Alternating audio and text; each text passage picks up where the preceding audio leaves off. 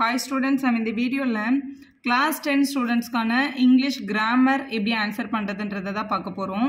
இதுல பாருங்க answer 3 questions கேட்டிருக்காங்க. First question, rewrite the following sentence to the other voice. Other voice னா passive voice ஆ இருந்தா activeல மாத்தணும், active-ஆ இருந்தா passiveல மாத்தணும். இந்த questionல please assemble in the ground அப்படின்றது உங்களோட question. So please அப்படினா அது வந்து ஒரு requestல தான் இந்த question வந்து இருக்கு. So இதை எப்படி மாத்துறது அப்படினா இதுல வந்து யார் assemble பண்ண சொன்னது அப்படின்றதே இல்ல. So அது நம்ம அங்க இருக்கிற மாதிரி assume பண்ணிட்டு நம்ம எழுதணும். So இதை எப்படி answer பண்றதுன்னு பாருங்க. So you are please என்றதுனால இங்க நம்ம requested அப்படினு எழுதிக்கலாம். So you are requested to assemble in the ground ன்னு அப்படியே எழுதிர வேண்டியதுதான்.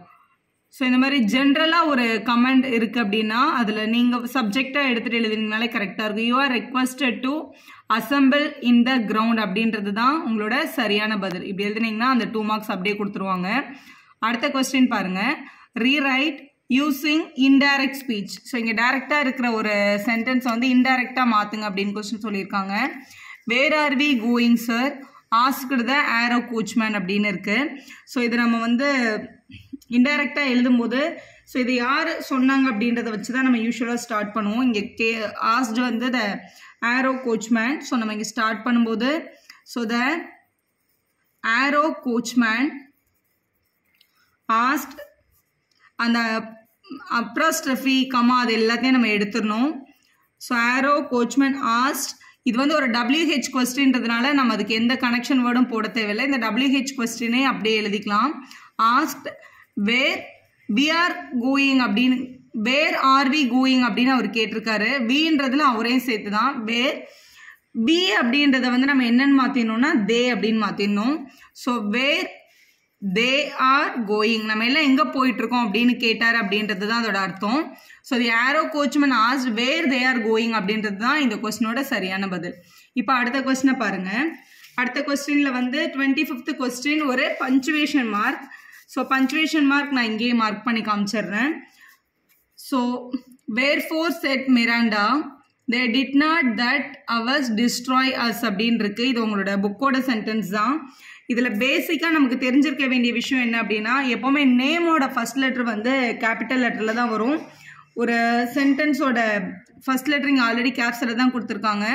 ஸோ வேர் ஃபோர் அப்படின்றது வந்து இந்த மாதிரி ஒரு அப்ராஸ்ட்ரஃபிக்கில் போடணும். வேர் ஃபோர் கமா போட்டு செட் மிராண்டா. மிராண்டான்றது நேம்ன்றதுனால ஃபர்ஸ்ட் லெட்டர் இப்படி கேப்ஸில் மாற்றிக்கோங்க. மிராண்டா வேர் ஃபோர் செட் மிராண்டா. மிராண்டாக்கு அப்புறம் ஒரு கமா போட்டுக்கோங்க. திருப்பியும் ஒரு ஓப்பன் அப்ராஸ்ட்ரஃபி இங்கே ஒரு க்ளோஸ் அப்ராஸ்ட்ரஃபி போடணும். Did they not that hours destroy us அப்படின்றது ஒரு கொஸ்டின். ஸோ இங்கே ஒரு கொஸ்டின் மார்க் போட்டுட்டு இதை க்ளோஸ் பண்ணுங்கள். ஸோ இது வந்து உங்களோட புக்கோட சென்டென்ஸ் தான். அவங்க சொன்ன வேர்டு அப்படியே வந்திருக்கு. ஸோ இந்த மாதிரி 2 அப்ராஸ்ட்ரஃபியும் 2 கமாவும் இங்கே சேஞ்ச் ஆயிருக்கு. கடைசியில் ஒரு கொஸ்டின் மார்க் வந்திருக்கு. ஸோ இது இப்படி தான் ஃபில் பண்ணியிருக்கணும். நெக்ஸ்ட் கொஸ்டின் பாருங்க, transform the following sentence into the simple sentence. இதை வந்து சிம்பிளாக சேஞ்ச் பண்ணுங்கன்றது உங்களோட question. As Catherine is a voracious reader she buys a lot of books அப்படின்னு இருக்கு. ஸோ இதை சிம்பிளாக மாற்றணும்னா கேத்ரின் வந்து ஒரு வெரோஷியஸ் அப்படின்னா பயங்கரமாக ரீட் பண்ணுறவங்க அப்படின்னு அர்த்தம். பெரு வேட்கையுள்ள அப்படின்றது அந்த வேர்டோட அர்த்தம். ஸோ இதை சிம்பிளாக மாற்றணும்னா அந்த மாதிரி ஒரு தீவிரமாக படிக்கிறவங்களா இருந்ததுனால அவங்க நிறைய புக்கை வாங்கினாங்க அப்படின்றது தானே அதோட அர்த்தம். அதனால இதை நம்ம சிம்பிளாக எப்படி எழுதிடலாம்னா பீயிங் ஏ ஒரேஷியஸ் ரீடர் ஒரு ஒரேஷியஸ் ரீடராக இருந்ததுனால Catherine buys lot of books இந்த ஹேபிட் இருந்ததுனால அவங்க வந்து நிறைய புக்ஸை வாங்கினாங்க அப்படின்னு அர்த்தம்.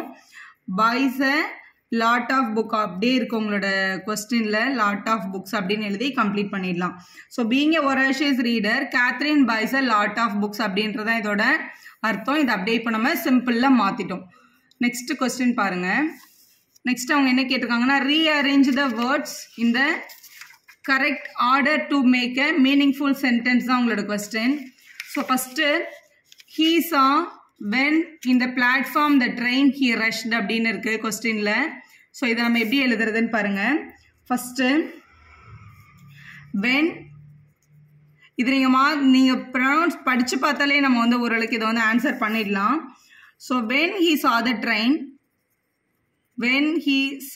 the train in the platform, train வந்து பிளாட்ஃபார்மில் நிற்கிறத பார்த்ததுனால அவன் வந்து வேகமாக ரஷ் பண்ணிட்டு போனான். ரஷ் பண்ணுறதுன்னா அவசரமாக போகிறது அப்படின்னு அர்த்தம். So in the platform he rushed. So இப்படி தான் எழுதியிருக்கணும். when he saw the train in the platform he rushed அப்படின்றது தான் இதோட சரியான ஆன்சர். அதே மாதிரி இதோட அடுத்த கொஸ்டினை பாருங்கள். as I healthy you are am as அப்படின்னு இருக்குது. ஸோ இது கொஞ்சம் வித்தியாசமாக இருக்குது கொஸ்டின் பார்க்குறதுக்கு. ஆனால் ஆன்சர் பாருங்கள் ரொம்ப சிம்பிளாக நம்ம எழுதிடலாம். ஸோ இதோட ஆன்சர் பாருங்கள் எப்படி எழுதணும் அப்படின்னு.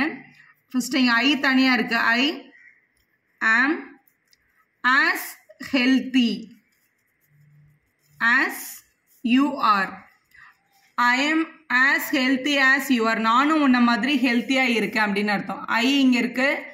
am as healthy as you are உங்களோட பாசிட்டிவ் சென்டென்ஸ் இது. நம்ம decrease of கம்பேரிசனில் positive comparative superlative படிப்போம்ல, அதில் வந்து as யூஸ் பண்ணி எழுதுவோம்ல, அந்த மாதிரி தான் இருக்குது. 2 as இருக்குது. ஸோ இதில் வந்து எது உங்களோட அஜெக்டிவ்னு பார்த்து அதுக்கு முன்னாடி பின்னாடி as வச்சுட்டு அதுக்கப்புறம் சென்டென்ஸை யோசிச்சிங்கன்னா கண்டிப்பாக கரெக்டாக எழுதிடலாம். அதுதான் உங்களோட கரெக்டான ஆன்சரும் கூட. நெக்ஸ்ட் இதில் இந்த 35th கொஸ்டின் பாருங்களேன். Read the following stance and answer the question given below. இங்கே வந்து ஒரு 4 லைன் கொடுத்துருக்காங்க ஒரு போம்லேருந்து. இதுலேருந்து கேட்டிருக்க கொஸ்டின் பாருங்கள். Big out the rhyming words from the above lines. இந்த அபோவ் லைன்ஸில் இருக்க ரைமிங் வேர்ட்ஸ் என்ன அப்படின்னு கேட்டிருக்காங்க. இங்கே பாருங்களேன். கோல்ட் ஸ்கோல்டு, மீட் ஸ்ட்ரீட் அப்படின்னு இருக்குது பாருங்கள். ஒரே மாதிரி ப்ரொனவுன்ஸ் ஆகிறது தான் ரைமிங் வேர்ட்ஸ். அப்போ நம்ம எழுத வேண்டியது கோல்ட் ஸ்கோல்டு அப்படின்றதும் ரைமிங் தான். மீட் ஸ்ட்ரீட் அப்படின்றதும் உங்களோட ரைமிங் வேர்டு தான். ஸோ இது ரெண்டுமே நம்ம எழுதணும். அடுத்த கொஸ்டின் பாருங்கள். Write the rhyme scheme of the given stanza. இதோட ரைம் ஸ்கீம் என்னன்னு கேட்டிருக்காங்க. ஸோ இதுவும் ஒரே மாதிரி இருக்குது, இதுவும் ஒரே மாதிரி இருக்குது. ஸோ இது AABB இவங்க 2 பேரும் ஒரே மாதிரி இருக்கிறதுனால 2த்துக்கும் ஒரே ஆல்ஃபபெட். இது 2 ஒரே மாதிரி இருக்கிறதுனால இவங்க 2 பேருக்கும் ஒரே ஆல்ஃபபெட். அப்போ AABBன்றது தான் இதோட கரெக்ட் ரைம் ஸ்கீம். அடுத்து என்ன கேட்டிருக்காங்கன்னு பாருங்க. Identify the figure of speech employed in the 4th line of the given stanza. இந்த 4th லைனில் down on the gloomy complaining street அப்படின்னு இருக்குது. ஸோ இதில் இந்த கம்ப்ளைனிங் ஸ்ட்ரீட் அப்படின்றதோட ஃபிகர் ஆஃப் ஸ்பீச் தான் என்னன்னு நம்ம எழுத போகிறோம். ஸோ எபித் அப்படின்றது தான் சரியான answer. Pick out the alliteration words from the stanza. So alliteration வேர்ட்ஸ்ன்றது ஃபர்ஸ்ட் லெட்டர் சேமாக வர்றது. ஸோ இதை இந்த 4 லைனில் பாருங்கள். ஸோ இங்கே வந்து சம்மர் ஸ்கோல்டுன்னு வருது பாருங்கள். எஸ்ஸில் வந்திருக்கு, அதுதான் adulteration. So summer scold. So இங்கேயும் எஸ் வந்திருக்கு, இங்கேயும் எஸ் வந்திருக்கு பாருங்கள். அதான் கரெக்டான அலிட்ரேஷன் வேர்ட்ஸ். அதான் உங்களோட சரியான பதிலும் கூட. வீடியோ யூஸ்ஃபுல்லாக இருந்தால் ஒரு லைக் போடுங்க, உங்கள் ஃப்ரெண்ட்ஸ்க்கும் ஷேர் பண்ணுங்கள். Subscribe our channel for more videos.